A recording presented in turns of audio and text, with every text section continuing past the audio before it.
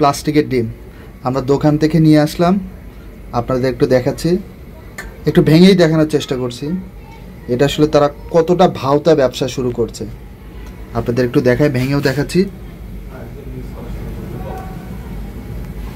এই দেখেন, পুরোটাই একদম প্লাস্টিকের ডিম।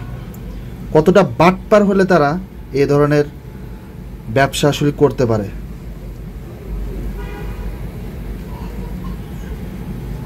একদম পুরোটাই কিন্তু প্লাস্টিকের। এটা আসলে মানুষের অসুবিধা হবে এ ধরনের ডিম খেলে। আপনাদের দেখেন, তারপরে মানুষ কতটা বাটপার। শুধু দোকানদার না, যারা এই ব্যবসাগুলো করে তারাও কতটা বাটপার। মানুষের আসলে সাধারণ মানুষকে নিয়ে কোনো চিন্তা নাই। তারা তাদের ব্যবসাটা করে যেতে পারলে তাদের কাছে সেটাই তাদের ভালো মনে হয়।